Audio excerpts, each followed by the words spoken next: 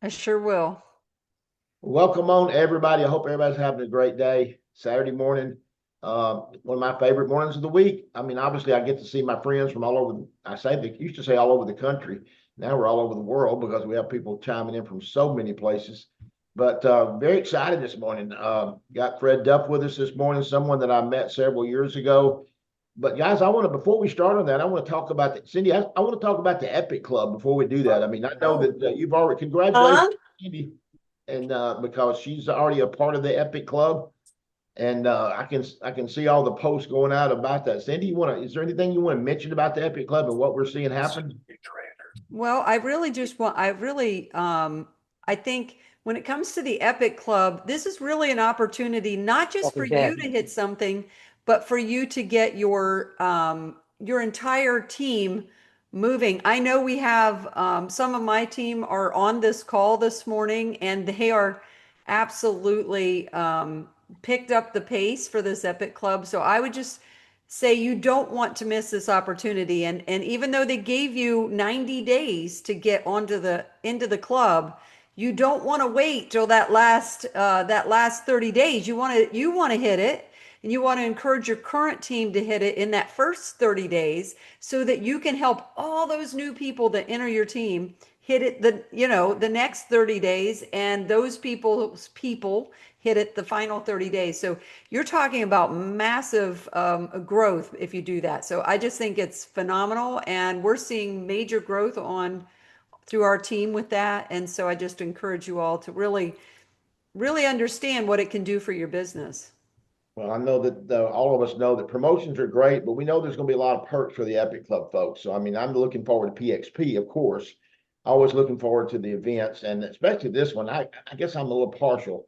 I love this Orlando facility because I've been there before with other events, and it's like we had one with PartnerCo there, I guess, a couple of years ago. But at any rate, I love the location. If you're not registered for PXP, I'm assuming there's still tickets. Cindy stays way more plugged in than I do. I'll admit to everybody, this business is I won't say I say semi-retired. Todd tells me I am retired, but I still plug in and I'll still answer text messages and I'll still answer calls and I'll get on a few Zooms. But guys, when you want to learn about what's business wise, building residual income is what we're gonna hit on that a lot today. But I know this: we're excited about PXP this year. I think you're going to see they've it's been amazing the last 2 years, but I know as the company grows, it's going to be even way more special. But And, as we and, get and started this we don't morning, want to anything? forget about Nashville, because Oh, Nashville's before absolutely. PXP, and Nashville's huge. I know, guys, I may be a beta tester on a new product that we're launching. Okay, I I am, and am. Chris are. We know we have pull. We know people. I'm just kidding, but it's amazing. So you do not want to miss that one. But it is actually going to be an epic event. Even though we're in the Epic Club timing, it's going to be an epic event. So don't forget about that one. You can still get tickets there, and PXP, obviously, get your tickets for You're right. PXP. That is June 27th. Am I right, Cindy? That's right. It's the boot camps on the 25th and 26th, and then the actual event where we launch the new product is on the 27th. So I got it's a and few I got days. to be a beta tester because I believe that they forgot to take me off the list since I'm not as full time as I used to be. But I got my box of beta test product. I didn't tell anybody. I was bragging to Kristen about getting it in. But I'm on my third day, and I will say this: I'm actually as many superfoods as I drink and as much nutrition as I take. I'm amazed that I can actually tell a difference within 2 days. I'm like, okay, I just thought it was I was just having good days. And I'm thinking, you know what? It must be this green stuff. That's what I Yep. guess I'll call it. It tastes good, so I got no issues with it. Great. But I mix it with so many things. That's the funny part. I have my wife laughs because I make a concoction every morning after I go for my 2 mile walk. I make a big old quart of stuff with many products, and there's no telling what color it's going to come out. But at any rate, guys, with that, yes, that will be an epic event, and we're excited about that. And I'm thank you for reminding me about that.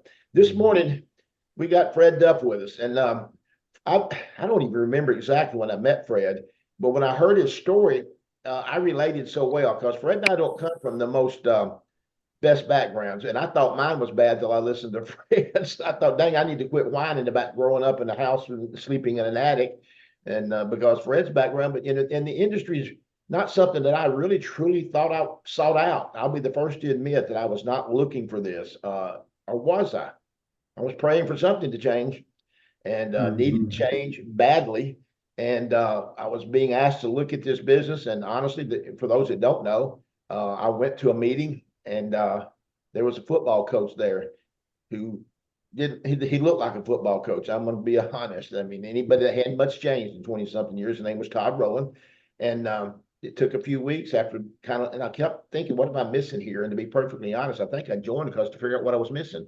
And here we are 22 and a half decades later, and I can't imagine doing anything else. And I love the residual income. But guys, with that, I just want to talk to Fred. I want you to tell, before we actually get into your building, I mean, I know you're married, your wife's a doctor, she's a pediatrician. I believe she just retired recently. Am I right about that? Or is she still working? Yeah, she actually retired 2 years ago, but What I was people thinking. still, the phone still rings. People still call her, Well, whatever. you get a doctor that I've already told my doctor that if you retire, I'm probably going to call you at home. So, but you have That's people you exactly right. trust. But Yeah, I know that that's you've been in the industry, but this is I know that not your first company. Just like me, I started with a different industry with a product, right. different product. But why don't you just talk about, I want you to talk about your background before, because I think so Yeah, many people think I can't do that, or it's not for me. I'm not good enough. I mean, I hear so much of that. yeah, And then look at my background. I'm like, you don't realize what I started at. This is not, yes, most people remember my big business, but when I really began, I came out of a 2 bedroom house in a little small community, and neither of my parents even went to high school. So I came from a mm, very humble background. So, Fred, tell them about you and what your right. background was. First of all, it's an honor. I see some of the unbelievable leaders here, so I'm always getting nervous when there's such great talent on a Zoom, and I'm asked to open my mouth a little bit. I always get nervous about that. But by the way, September the 28th will be 30 years that I've been in the industry. 25 of those full time. And I've spent so people know, the last 11 years prior to coming here living on residual. So it can work, but I'm not a rocket scientist. If you've ever got a text message from me that Joy, my wife, didn't clean up and fix up, you will need a secret squirrel decoder ring. I promise you. Because when I was going to school, just kind of give you an example, um, severe dyslexia, severe. And they didn't know how to deal with it back in those days. So I was always considered a troubled child, always trying to act up and all that. So I didn't really get a good education because I couldn't comprehend. But my background is kind of simple. I was born in the foothills of Virginia, a little town called Saltville, Virginia. It has about 1,322 people when I was born. Currently has 1,322 people still there, I think. I remember when they got their first stoplight, Chris, and people thought it was Christmas tree lights still left over. They didn't pay any mind to it. It was the county that was the dry county, meaning no alcohol allowed to be sold in the county for the longest in the entire South of the United States of America. So it was a very tight knit, small religious community. But I was born in the foothills there. Didn't start off pretty good. Actually, I had 2 heart attacks before I was even 6 weeks old. I shouldn't even be here on planet Earth. And, it was a miracle that I even got to survive because we didn't have a doctor. The closest hospital was in Tennessee, which would have been about a 2 hour drive back in those days. And so a chiropractor who had some military medical background across through the valley where I lived kept me alive, and my grandfather come up and prayed over me, and here I am. So I had heart surgery when I was 8 years old. That's how I ended up in Richmond, Virginia. But beautiful little town, and they teach you the 4 R's and 3 R's actually in school. They're reading and writing in the road to Richmond, Virginia. There's just nothing there to do unless you want to be a coal miner or raise tobacco or something. So it's a good little town. It's the valley that I was raised in is called Poor Valley. I hate that name. First time I took my wife to our family reunion. When I come up to the one little stop sign, if to turn left to go down through the valley of Poor Valley, I got out the car and she says, "What are you doing?" And I said, "Just I'll be right back." And I went out there and put a cussing on the word poor. Like, listen, I put it down. I shut it down. I was poor, but I was po no mo. See, po is lower than poor. Trust me. Our bathrooms were outside. If we had running water, as long as you ran to go get it and bring it back. So it was a difficult, but it was a good place in a way because community took care of one another for the most part. And I love that place. I still go back there and visit, but I wouldn't want to live there. But not because it's not beautiful and there's not good people, but there's a stigma there of people who are still poor minded. It's gone generation after generation, and there's a history how that happened. But I don't want anything to do with that. And so I can remember, being there and not wanting to be there. Even as a kid, I knew something was different about our community. I just looked, you could just, poor has a visual. You can see poor. And not just in, there was something about it that grieved me. I didn't even know what it was, but we finally made it to Richmond. And years later, I was not doing very well as a student, but my mother, who now let me make sure I get the clarification. I love my mom.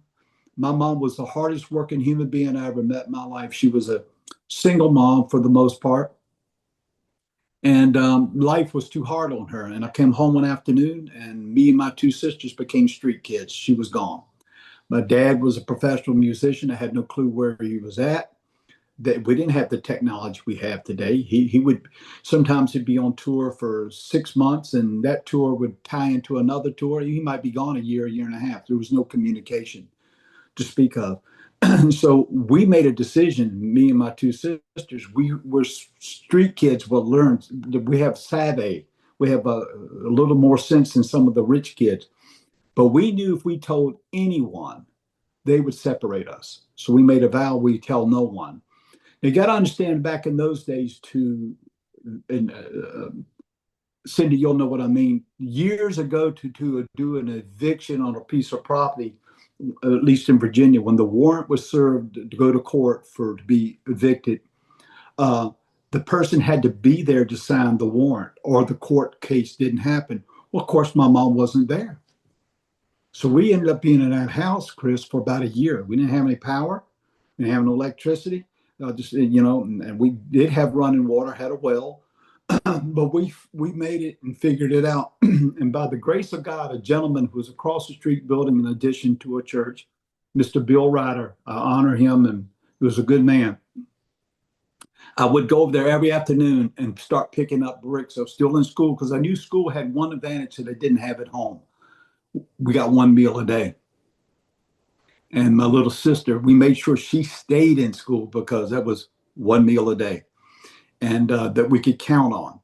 And fond memories, but difficult memories. Please don't feel bad for me, because I'm telling you something. It didn't happen to me in a way it happened for me, because I did not finish my education. Because when you're in the seventh grade and you got to make money, you go make money, because we had to figure out a way to survive. And the guy took me on an apprenticeship, and with the agreement if I would go to trade school and finish trade school while I was working for him part-time in afternoons, he would hire me when I finished. So I would go to trade school, but I had to get a permission from the principal of the high school, seventh grade high school or middle school, what we had then. And my sister signed the paperwork. They didn't know any different. That yes, it's good for my son to go to trade school. But the rule was, when trade school got out at 1 o'clock, I had to show up at the job site and work until dark. And I said, well, how am I supposed to get there? He said, man, I don't care if you have to walk or hitchhike, but if you ain't there one time, I'm going to fire you. He was a tough guy, but it was good for me. I needed tough in my life at that point. But I will say this, Chris, it beat selling drugs. A lot of my neighborhood friends, that's what they did. And so I felt like I made the right decision. I think God opened up the right door. I worked for Mr. Ryder until I was 23 years of age, and he got killed in a boating accident. And he left me all of his equipment in his will. He didn't have any children, and I went into business for myself. And I laid brick up until I was 40. But here's what I realized at age 30 now. Here's what y'all got to get. I kept looking. I remember talking to the guy I served my apprenticeship with, Tommy. I said, Tommy, look at that old goat down there at the other end of the wall there. I said, my God, I'm surprised he could even get up on the scaffold. We're talking, you know. And then at lunchtime, you find out he's 35. I went, oh my God. And the light bulb went off and went, that's my future. And I said, I got to find a way to get out of here. Now, you got to understand, we didn't have technology. If you wanted to read, you had to go to the library. I found out that library was free. I could read anything I wanted if I would go there. And I had this thought that if Abraham Lincoln can find legal books in a trash can and become later on the president of the United States, and maybe I can read my way into changing who I am. So that's how I got interested in positive mental attitude and trying to work on me. No one told me. I just had a sense that I have to give God the credit that that's the direction I started moving in. And so I knew I had to make a shift. And I will tell you this, my big breakthrough, and this is a clue for everyone. I was actually in a restaurant, got rained out that day. And so I decided, well, I don't want to fix nothing. My son was already at Liberty University. I was trying to figure out how to keep him in school. And financially, it was rough. And I was mad at the rain, but I said, well, I'm going to eat something anyway. So I'm in there eating. I had a coupon. That's the only reason I went there. And two men were talking at a table next to me about relationship marketing. This is what I call it. A lot of people call it love. I call it relationship marketing. And it made sense. And then he told that guy, he said, and I'll never forget the words. He said, Jerry, be at my office at 7 o'clock tonight, 1158 Wilkerson Road. I went, well, that's got to be the JD marketing business right across the church that I help with youth ministry. And sure enough, I showed up at 7 o'clock, still in work clothes, hard hat, the whole 9 yards, dirty old boots. And I knocked on his door and he said, can I help you? And I said, yeah, I overheard your conversation today. Do you have room for one more? He said, come on in. The other guy didn't show up. 7 months later, I was making 6 figures. 7 months later. So I'm telling you, this opportunity that came your way, don't take it lightly. I went all in. I went, man, boy, I get chill bumps right now. I was all in, Chris, because I could see that I could change the destiny, not only in my life, my little sister and my older sister. I could be an asset to them instead of struggling every month. You know, that old saying, when ends don't meet, well, they're not supposed to meet. They're freaking ends. You're supposed to fill it up. And so I realized I had an opportunity and I went crazy. I went ate to faint. Now we got technology that keeps you from having to do that today. But this industry changed my life. It changed the way I thought. It changed my associations. I realized really quickly, nothing wrong with the bricklayers. They're hardworking men and women now in that industry. But most of them didn't have a mindset to get out of the ditch. I wanted out of the ditch. I wanted to go from the ditch to the penthouse in my life. And that was a target for me. If I could tell you about the first car that I bought, everything I ever had, you knew I was coming pickup truck or a car because it had a smoke screen coming behind it. Here comes Duff, you know. But I remember my goal was because when I was growing up, if you owned a Cadillac, El Dorado Cadillac, you were the man. You were it. And I had this dream that I wanted an El Dorado Cadillac. So I used to go to the dealership every weekend, keeping the vision before me, the dream. And the dealership, the salespeople would see me, Cindy, and they'd go, here it comes. And they nicknamed me the Lot Lizard. He ain't buying nothing. I've been coming for like a year and a half. And I remember the day, just crystal clear, the day I said, today's the day I'm pulling the trigger. So I walked over there and all the salespeople saw me, so they scattered and splattered. You know what I mean? And so I walked up to the round thing with, I guess, a lady who controls the phones and all. I said, excuse me, do you have anybody in here who's a brand new sales rep? She said, as a matter of fact, I do. I said, that's who I want to talk to. And he came out to that thing. I said, listen, you see that white Eldorado out there? He said, yes. I said, I want the keys to it. And I handed him a piece of paper.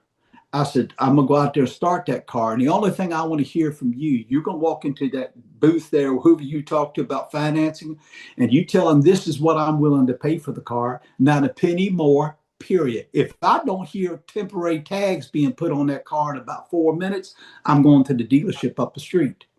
Man, I started that car up. In a few minutes, I heard, what? Listen, I got that Cadillac. It's mine now. I'm signing all the paperwork, paid cash for it. And so I just had it in me. So I pulled up in front of the dealership where all those sales reps were going, the lot lizard bought a car, right? And I power brake it. A lot of y'all don't know what that means. So I put my brake down as hard as I could and gave it all the gas I could. And I was smoking the tires. It was a scene to be seen.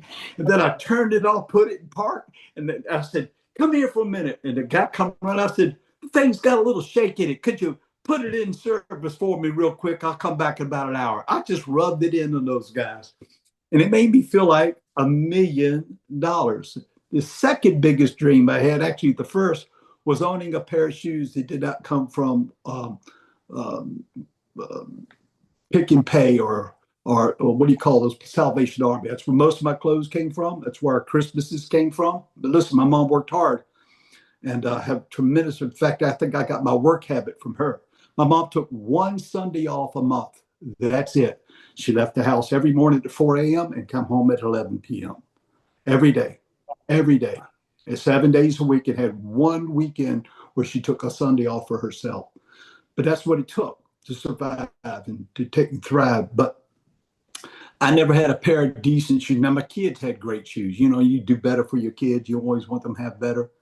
And but my desire was to have a pair of shoes, Chris, that did not come from a Salvation Army or some cheap place where you get 4 for the price of 1. You know what I'm talking about. I'm not mad at those places. They got a place for everybody. But I wanted the high end. And I went to Macy's in Richmond, Virginia. I went to the men's shoe department. And so the guy come up to me and said, can I help you? I said, yep, I'm going to buy some shoes. I said, plural, shoes. He didn't listen to me very well. He said, well, if you find something, let me know what you want. And so I'm trying on this pair, that pair, that pair. And he said the dumbest thing he could have ever said to me. He said, will that be cash or credit? I said, it'd probably be cash. He said, oh, then go ahead and go pick a pair. He assumed if I had to do it on credit, I could only get, on cash, I could only afford what? 1 pair of shoes. I looked at it, I said, box all 7 up, I'm out of here. I bought 7 boxes of shoes. Now, when I pulled up to my little bitty office, my son was home from Liberty. I'm beeping the horn. I got the flashers going on. All the other office people are looking out to see what's going on. And I come out, I got a brown loafer on my left foot and a black loafer on my right foot, and I got my bags of shoes. I'm running across this lot. My son's looking at me like I said, Daddy got some shoes. Daddy got some shoes. I can't tell you what that pair of shoes did to my internal belief that God didn't make junk. We put up with junk. And it changed my whole life, those little dreams. I know a lot of y'all want big mansions and all, and I'm all right with that.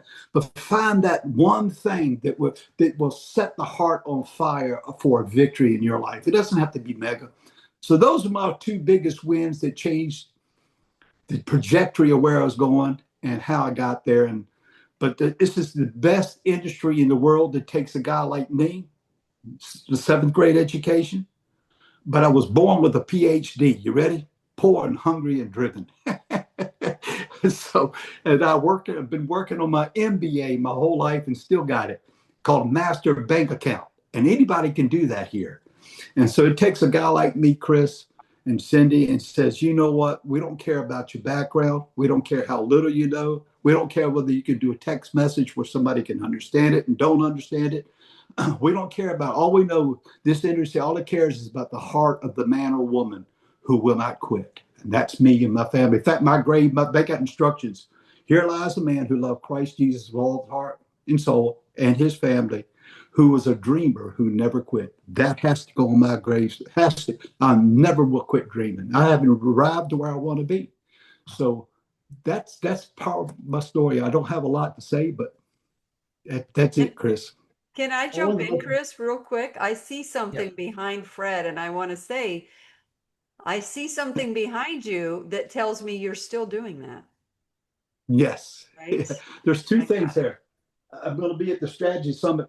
Whether they like it, I'm going to be there. I don't know how I'm going to get there other than I'm going to be there. I'm going to be, listen, if I have to serve tables, I'm going to be there.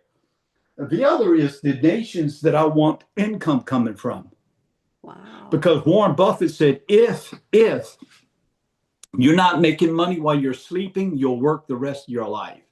So those are the companies. I like this check. This of course, it's a $2 million bill. I want some of that. The next one's a $1 million bill, and it just goes on down until we get to the U.S. with 100. But I picked nations that I want, and I've already got 2 of them going right now that's really looking good. But see, without a target, how do you hit it? How do you get anywhere without a target? Mine was a Target pair of shoes. Target was a brand new Cadillac. And so out of that was put my son. I had a deal with my son, by the way. I said, Freddie, if you will get a college degree and break the curse, nobody in my family ever, and I can go back to 1734, no one had a college education. No one. I said, Freddie, if you'll break the curse of the lack of education, I promise you I'll break the curse of poverty. And so we made a deal. He honored his, and I've honored mine so far. So anyway.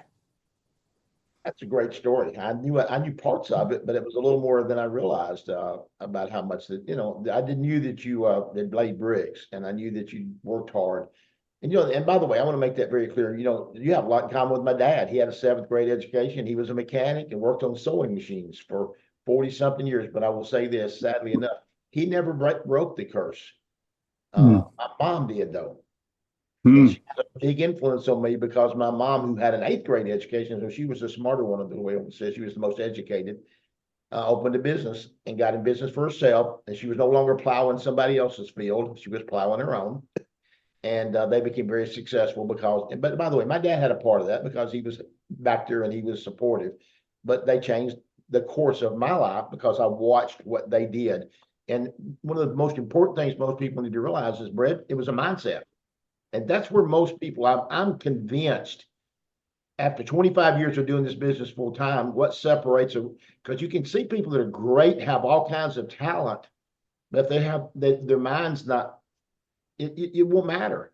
And then Cindy, I think we both can talk about people we knew we thought were going to be great. Everybody's got that. We all do, don't we? That someone could be great, but the ones that mentally make the decision, and they focus on, you talked about what you focused on is the Eldorado Cadillac. I'll be honest, when I joined the industry, I'd been through the money phase. I'd made a lot of money. My difference was I was broke and I just wanted to get back and stepped across that line. So Fred, tell us what's your tip? Cindy, what you want? I know Cindy, by the way, so y'all know, y'all might as well make this announcement. Cindy's going to be taking this call over soon.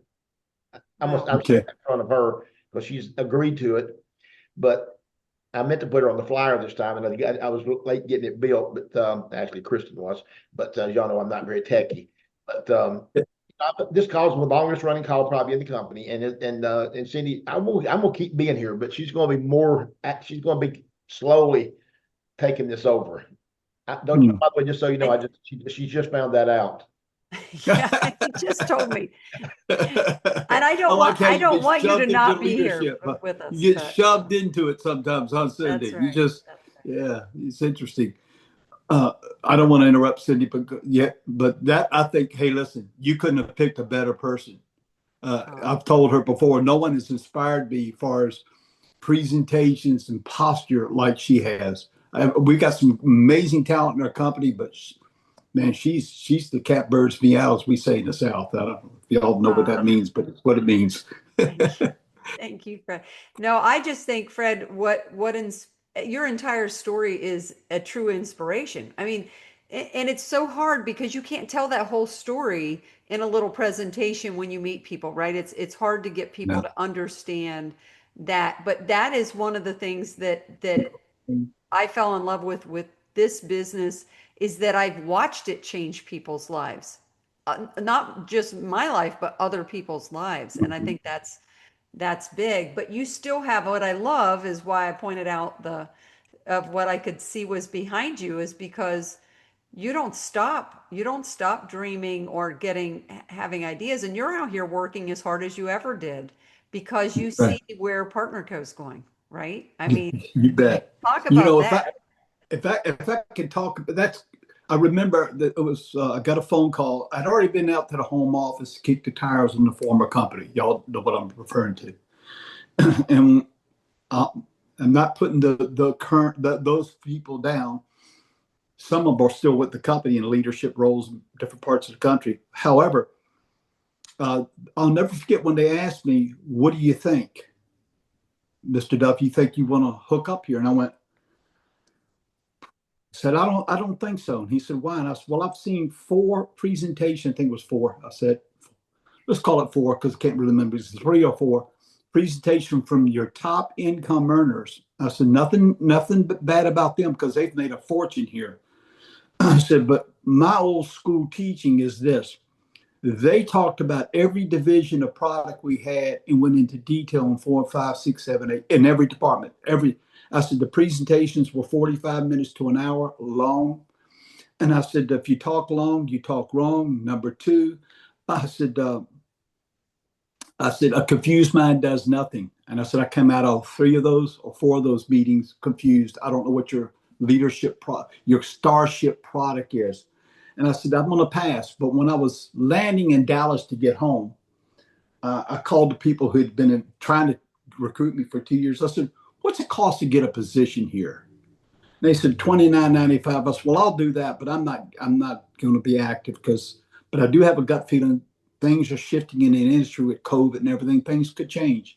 And sure enough, our 2 owners showed up. I flew out to Puerto Rico. In fact, we were the first to get there as a group, and I spent a day and a half with them. Here's when I knew I was with the right company.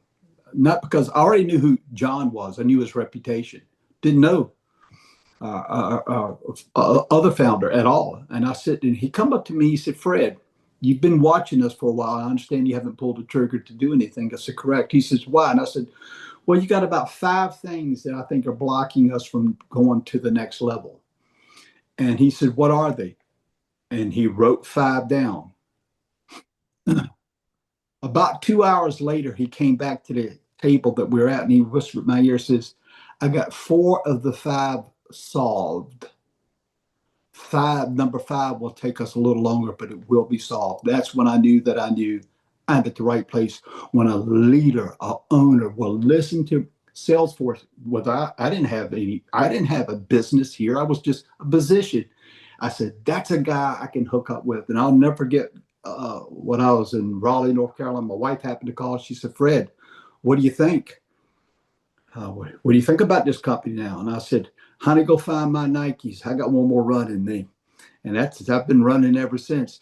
I want to describe our company to you this way. Think about this, because I come from a very 2-lane road, traffic coming in, traffic going in, crossing like that. And then I remember when they built a road and it was 2 lanes going down a highway and 2 coming down. Wow, almost like an interstate in my mind. When we started, all of you, Chris and all, this company, even the prior, was like going down a country road, bumps and just junk. You could never really pick up a lot of speed and just, you know what I mean? If a cop pulled you, said you were speeding, you were doing 65, impossible, because my car goes like this at 55. There's no way in the world, because you couldn't speed with the way they had it set up with multiple products and everybody focused all over the place. Today, I feel like this company, this leadership, this corporation has built a 6-lane highway with unlimited speed limits. No bumps, silky smooth. All you got to do is get in it and put that foot down on the pedal, hit it in cruise control, and go straight ahead to your dreams and to your goals. They have made it that way for us. And if you've been in the industry as long as I have, I've seen the worst that you can see in this industry. I've seen some good, but boy, that's why I'm excited. Every time I talk to somebody about this company, I recruit honey, sign me up again. I recruit myself. I'll tell you what's the truth. I just love what we do here. So anyway, that's how I see our company. 6-lane highway, no limits, silky smooth. You can let go of the steering wheel. They got it. You just go build. I want to add something to that, because honestly, guys, if you're new here, you really don't know that if you've never been around the industry. Like Fred and I and Cindy, Cindy and I worked together. I don't know if Fred even knows that. I think about 17 years. She was really young when she started. So she doesn't look. It's funny. Cindy doesn't show her age, but I know that she's not 30. So good product. I've always done He that. looks But 29, daggone it. telling you, and it ain't worked on me. That part, I haven't looked a bit younger on any of these products. But at any rate, some of the things I hope people got some nuggets out of was he talked about he had focus, he made goals. He didn't really, guys. You got a vision of where you're headed, and we all and every time I talk to a leader that's made it, they've always had a pick. That doesn't mean it didn't shift. My original goal was just to pay my bills again. I hate to say it, I was not really. But I was broke. I mean, somebody said, "How broke were you?" And I said, "You have no idea." I mean, I found a $20 bill in a pair of pants once, and I almost turned a backflip. And I had been a millionaire, so I was looking for something to take me back. But I prayed for something just to make me pay bills because I was not contributing to my family. And so, but it turned into something much better. And I really think that was a big portion of that. So tell me, what's the two, three, what's the best, what is something, a nugget that you could give someone besides focus or something like that? I mean, also the mindset, tell them something about that you would say is very important to make sure that you succeed here. For number one, people always say, yeah, I'm coachable until you give them something they need to do. When you ask them to do something, they become uncoachable. I think that's the number one thing. Todd asked me to do something this week, and he's my coach. And it's not what I want to do, but guess what? I said I was coachable. I'm going to do exactly what he told me to do. The other that thing, coachable, and stick and stay until you get your pay. I mean, just hang in here. You'll get it. You'll get better. I learned you got to be really bad in the beginning before you ever get really good. That's just the rules of life. I was an apprentice boy. You can't. Nothing an apprentice boy does is of value to the owner. It's a waste of his money. But sooner or later, I become very efficient, and he makes a profit.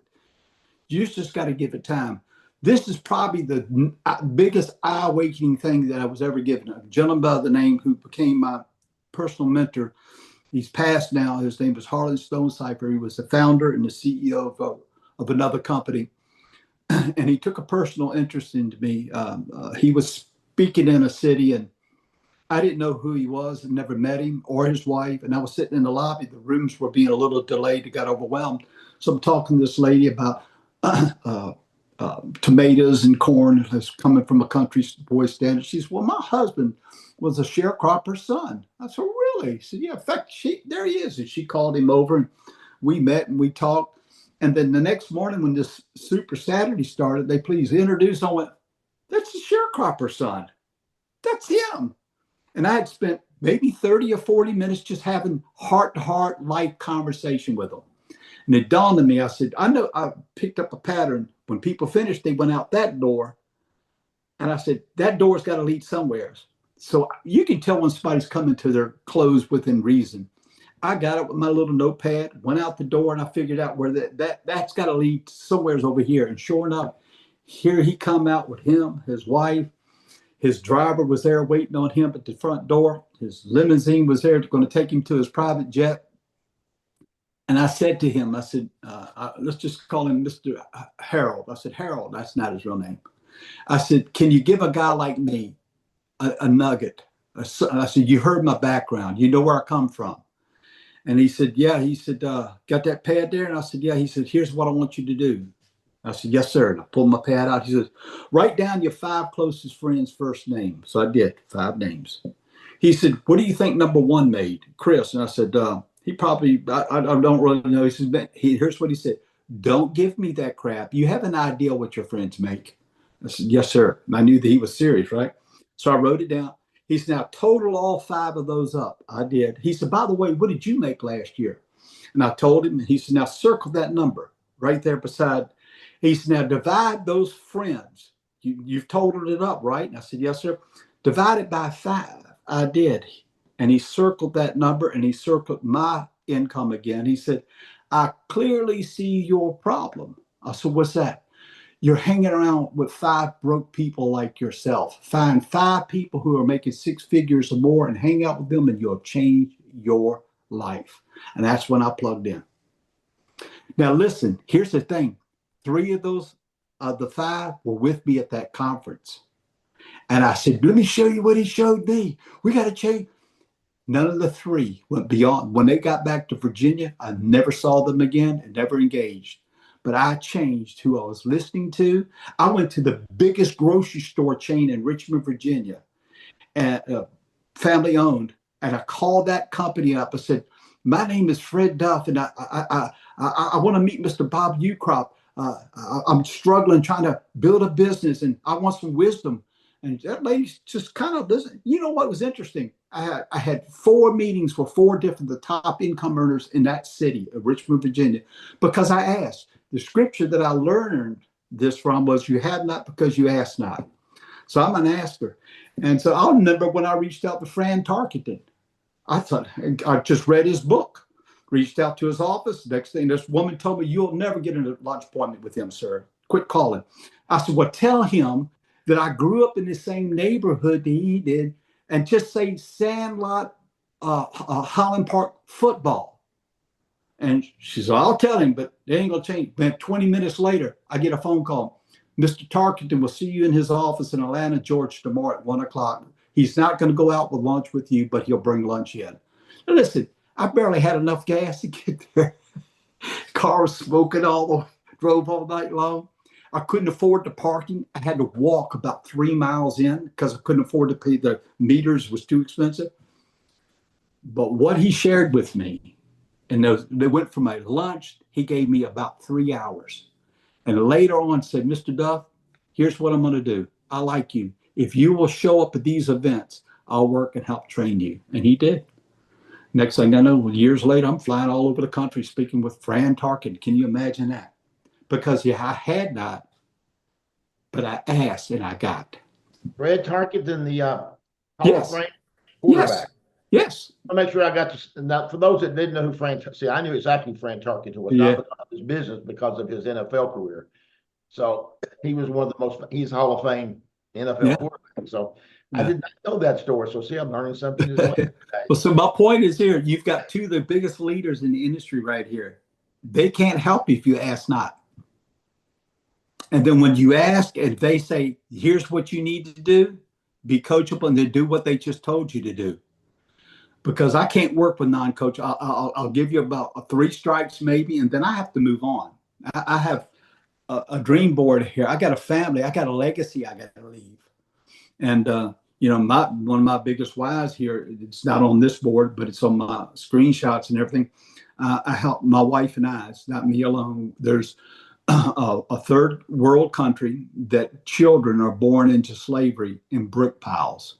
5, 6 years old, 4 years old, and they're literally making brick by hand. I just got one the other day. He already had his thumb cut off, his middle finger cut off, and his pinky fingers crushed to like a pancake. And we can actually get them out of slavery. And we've got a place we send them where they get an education, they get good food. We can actually buy them. They're generational slaves. And these are babies.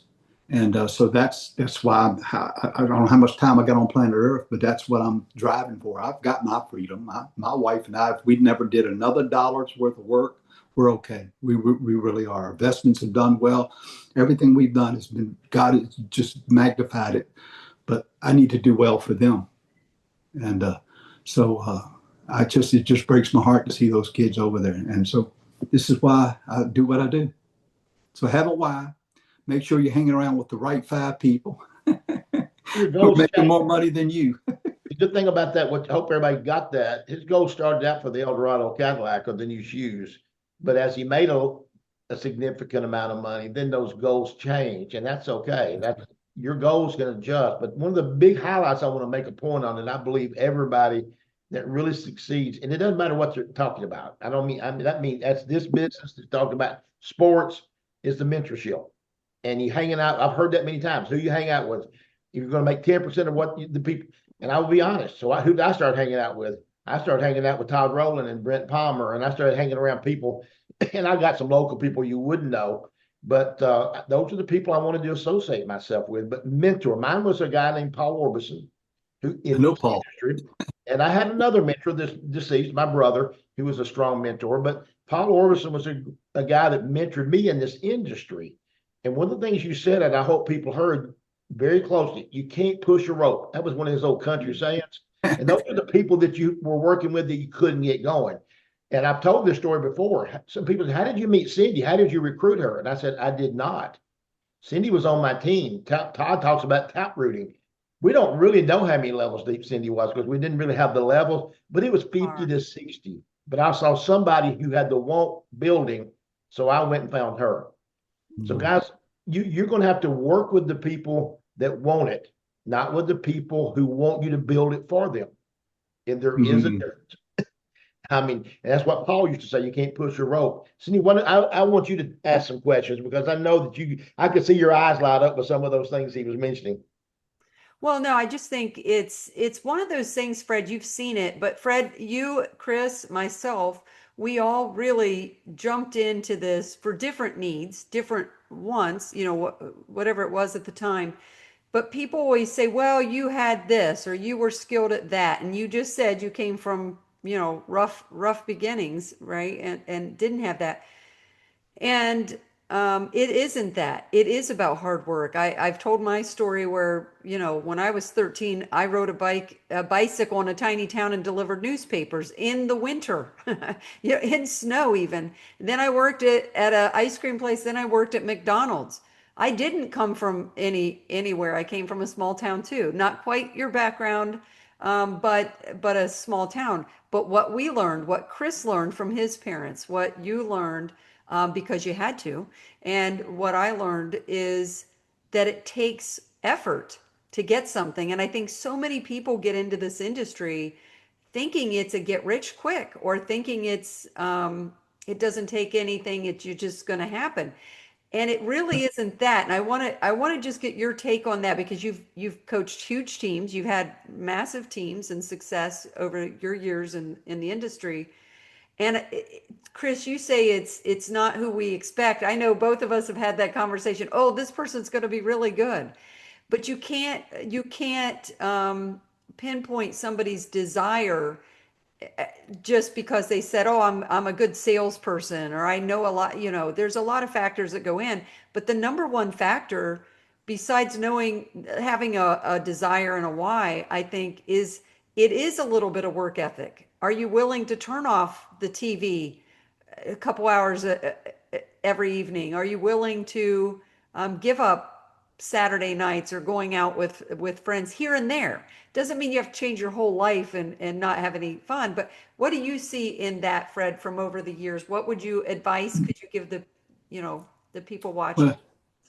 Well, you got to give up the go up. That's simple. You got to give up certain things. You have to ask you, and of course, I didn't think it this way then, but I was coachable. He said, don't do this and don't do that. Yes, sir. Yes, sir. Yes, sir. But I've come to realize what are you willing to tolerate will determine where you're going to go. If you're willing to tolerate getting by every month on nothing and struggling, then that's what you'll get.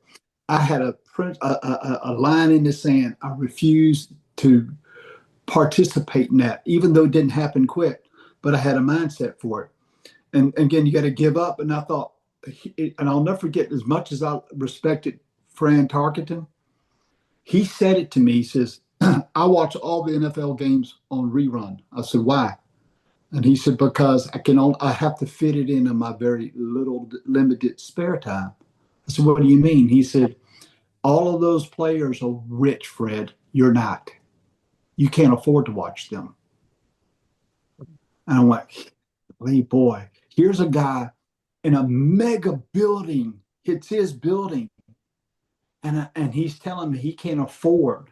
And it made me think, wait a minute, if he can't afford it, how come I can spend all day Sunday watching football games, which I did. So that was a trigger for me. Wait a minute, if he has to give up, I got to give up. And you don't have to give it up for a period of time, by the way. It's not a lifetime. Now my wife and I, for the most part, enjoy doing what we want, when we want, whenever we want. My wife made plans. She informed me. Y'all get that, right? She informed me. But we went on a 2-month vacation. Here's the interesting thing, because we have systems, my income went up while I was gone for 2 months. We went to the Philippines, and And then we went to Japan. Then we went to our home office there, which was extraordinary. And then we said, hey, let's go to South Korea. Went to South Korea with the home office there. Went to China with the home office there, one of the three. And we went to Turkey, went back to the Philippines, gone for 2 months. How could I do that? Because I was willing to give up years before to have what I want today. And so, I know that y'all not going to agree with this, but it's okay. I remember talking to my son and I said, and daughter. I adopted a little girl from Fiji years ago, and I remember telling them, we're not going to celebrate your birthday this Saturday, even though it's your birthday. Why not? I got things. I got to go build a future for you, and so, but we will celebrate. Are you okay with that? Yes, because it was the celebration they were interested in, not necessarily the day. And a lot of y'all won't do that because your family will oppose you. Listen, you'll go through these 3 pages. I don't care who you are. Cindy, you've been there. Opposed. Are you sure that's what you want to do with your part-time? Yeah, yeah. Then you go through radically opposed. You're going to lose everything you got. Are you crazy? You know what? You can't miss a birthday. You can't tell your wife we're going to move the anniversary date to another celebration date. Yes, you can, because now we can celebrate and do anything we want when we want. I remember my very dearest friend in this industry and who's retired now. Listen, he's in his 50s, makes about 2.5 million a year. Not bad. I remember when he couldn't rub a quarter together, neither one of us. We were two brokest people in a convention. And long story short, I remember his daughter caught him reaching into the piggy bank that she was saving money, coins to go to. One day we'll go to Disney. And he had just had his other child. He was in bankruptcy, foreclosure of his home, and they were looking for his car. And I told him, I said, you might want to let him repossess that car. It's pretty bad, man. You tape and rust is the only thing holding it together. She caught him with his arm trying to get the change up because the baby needed formula. And she called him a thief. You stole, listen, you daddy, I couldn't believe you stole my Disney dream. And he came out of that thing broken, hurt, called me on the phone, listen, crying. It broke him. And he said, I will until. He wrote a book called that, I Will Until. He went to work, and I can remember, it wasn't long, Chris. It wasn't long, maybe a year later. He says, hey, Duff. He wasn't on my team. I wasn't on him. We were just accountability partners. He said, guess what? And I said, what? So we're going to Disney World. I said, beautiful, man. He said, I'm taking my mama, my daddy, my aunts, my uncles, my 2 brothers, and all of their children and my children, and obviously my wife. I said, when you coming back? He said, when we are done. They only bought one-way airline tickets. When we are done. I'm telling you, y'all could, this is what this business will do for you. But he had to give up. I remember him being heavily ridiculed for missing children's birthdays from his in-laws and outlaws. So you'll go through opposed, you'll go through radically opposed, and here's the one you're waiting on. You ready? Acceptance. When they all come up to you later and go, well, I knew if anybody could do it, I knew you could, Cindy. You'll go through that. If anybody could do it, I knew you could do it, Chris. That you'll go through opposed, radically opposed, then acceptance. Are you strong enough and willing to stick it out long enough to get acceptance? And I'm telling you, it's well worth it. Trust me, ask my family. They're happy as a pig in mud, as we say here. Well, the industry has, for those who are willing to pay the price, there's no question. And that's what most people, like you said, want. They want it to be a lottery ticket. And unfortunately, I'm not very good at those because I've never bought one. But I do believe we have the lottery, but you have to put the effort in. And I think, like I've heard many people say, that people want it to be not work marketing. It's really more, and we leave one letter out, it's really network. And relationship business is what it is. And those are really the big things. Cindy, you want to ask something else? Because I actually looked up and can't believe it's all time. I love it. Time to go. No, but I would say the way to sum it up, and I know Brenda Carlton has said this before, is really what network marketing does is it compresses time. Because I come from the real estate world, and Chris, you do too. You have a real estate background as well. Do you know how many 80, and if you're on here and you're an 80-some-year-old realtor, I'm not trying to make you feel, but do you know how many 85-year-old realtors there are? because they just can't get out of it. They don't have a recurring income, right? So you just keep doing it, And so you can either do it now, do the work now, or you can do the work over the next 20, 30, 40 years.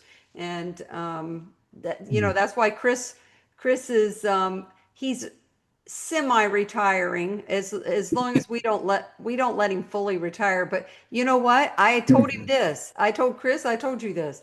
This is why we're here. If Chris has he's done his time, right? He doesn't have to work anymore. So he comes and does this Saturday call to give back to the industry, to give back to all of us. But guess what? We're all after his position. We're after a build it and walk away recurring income. And that's what Chris has done. And as have many other people. And Fred, you don't have to do this, but you picked a cause and you're doing it, right? So He has a new why. That's what I call it. He readjusted and decided he has something else he wants to do with this industry and what it can do for him. So I love watching my daughter build it as well. Of course, most people know that Kristen White is my daughter, so she loves the industry and she loves the products. But guys, a lot of people have been asking. This will be posted. The recording will be posted. So don't worry about that. It'll come up. Kristen has it on hers. It'll be on Todd's as well. Sarah takes care of that. But Fred, thanks for being on. I'm gonna stop the recording and Yep. Thank you for having me. It's an honor